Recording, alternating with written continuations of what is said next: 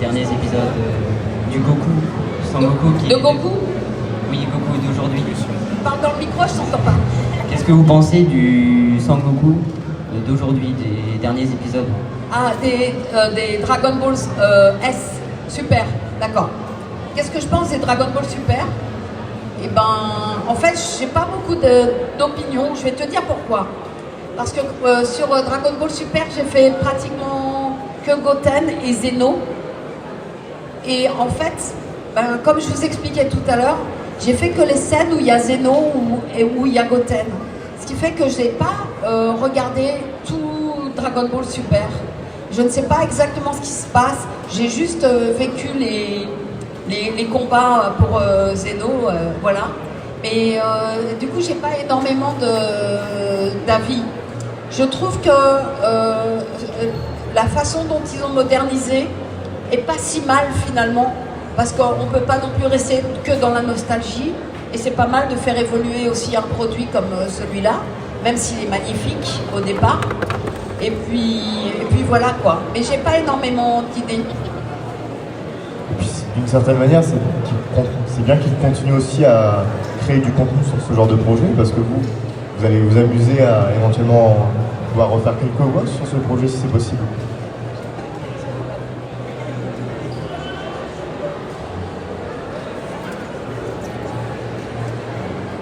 Oui, c'est ça. Ouais, c'est toujours un plaisir de toute façon, quoi qu'il en soit. Peut-être d'autres questions?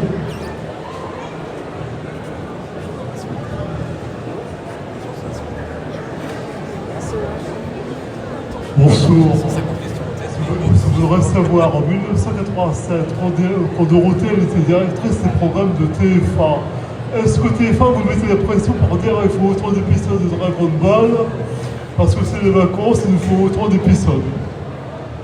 Alors, moi, je n'ai jamais été en contact avec TF1. C'est des gens que je ne connais pas. Et en fait, on est comédiens, nous. C'est-à-dire que c'est les productions qui nous joignent, et qui nous font travailler sur un produit ou un autre. Mais on n'a pas du tout de relation avec la télévision, avec les décideurs. Par contre, eux peuvent décider s'ils veulent travailler avec toi ou pas. Hein. Mais voilà, nous, on n'a aucun lien avec ces gens-là. Et tant mieux, finalement. Ça m'ennuierait.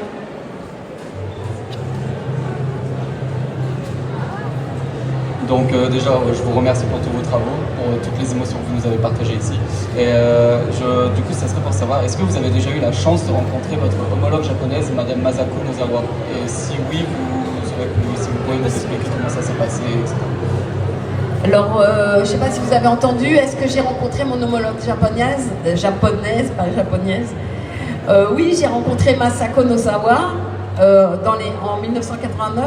Parce qu'en fait, les voix japonaises, en fait, les gens qui font des voix là-bas, sont extrêmement, j'allais dire connues et aimées, mais en fait, elles sont extrêmement vénérées. C'est-à-dire que Masako Nozawa, c'est une déesse au Japon. Vraiment, c'est plus que Catherine Deneuve chez nous, quoi. C'est une starissime.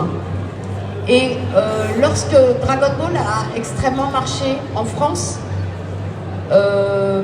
les Japonais ont été très étonnés parce que nous, on ne connaissait pas le Japon, mais je pense qu'eux ne connaissaient pas la France. Hein. Donc, ils se sont dit, c'est quoi ce pays où il y a autant d'engouement pour notre culture? Et pour eux, il était évident que si ce dessin animé était aussi bien défendu, eh ben, c'était grâce à la voix de Son Goku, donc c'était grâce à moi. Donc, ils m'ont joint directement. Et puis ils m'ont appelé pour venir rencontrer mon homologue japonaise de façon toute naturelle pour eux parce qu'ils pensaient vraiment que j'étais une star ici, quoi. Donc j'étais reçue mais comme une déesse, quoi. Ça a été génial, c'était un conte de fées. Alors qu'ici, aujourd'hui les gens me connaissent, mais à l'époque, vraiment 1989, il n'y avait pas Internet, hein. Donc personne ne me connaissait. Ou vraiment les gens qui s'intéressaient vraiment de très près au doublage. Ce qui fait que quand je suis arrivée là-bas et que je leur expliquais qui j'étais ici, ils ne comprenaient pas du tout.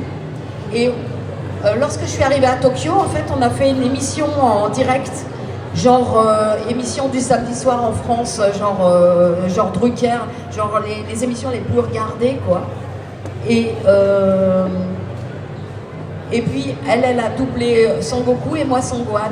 Alors elle, avec la façon de doubler en japonais, c'est-à-dire que les Japonais, eux, ils ont un petit livre, ils répètent avant, et en fait, ils lisent leur livre et ils essayent d'être synchrones à l'image.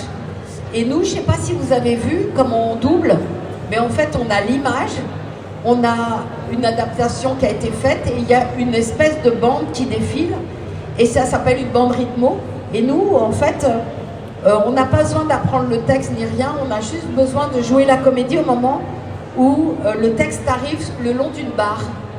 Et du coup, on a montré nos deux façons de travailler. C'était assez intéressant d'ailleurs, parce que le monde entier a découvert ça.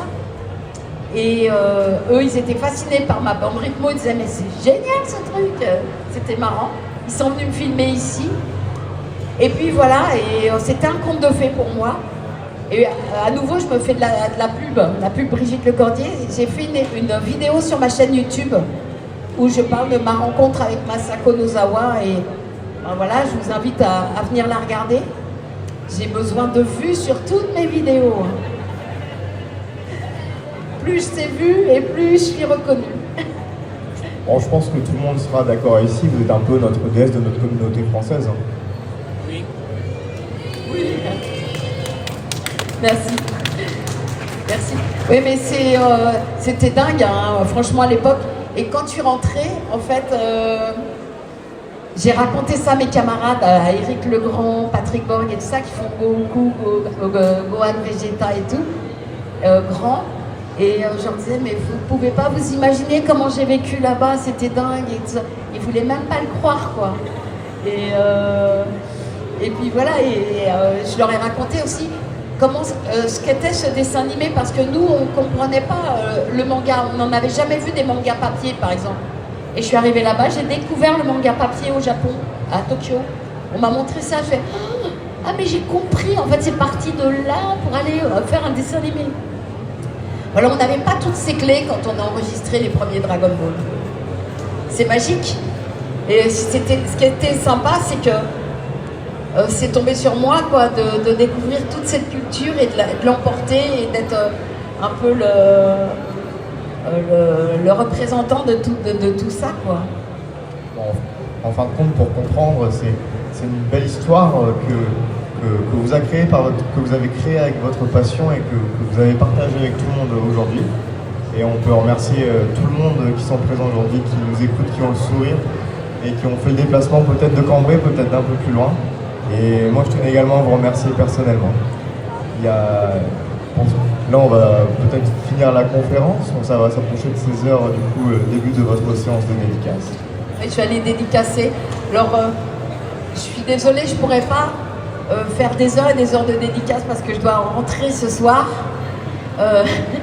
Donc, il y a peut-être des gens qui n'auront pas de leur dédicace, mais je ne peux pas faire plus.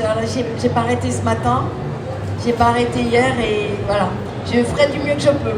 Le principal, c'est qu'on sent que le cœur y est. Ah oui, là, vous avez partagé à tout le monde, c'est un peu votre manière de communiquer avec un peu tout le monde. Et moi, je voulais savoir, il y a de ça quelques jours, il y a un ami qui m'a lancé un pari que j'ai perdu. Il m'a dit, si tu arrives à faire un ping-pong sur scène avec Brigitte Lecordier, ce sera quelque chose de beau quand même. Est-ce que vous êtes partant? Et je suis championne de ping-pong. J'ai hâte de voir ça. Chiche, d'accord. Allez, on fait ça. Partante pour toutes les aventures. Et t'as une table de ping-pong? Vous allez voir, on va... Génial. Génial. Une magnifique table de ping-pong. Hein.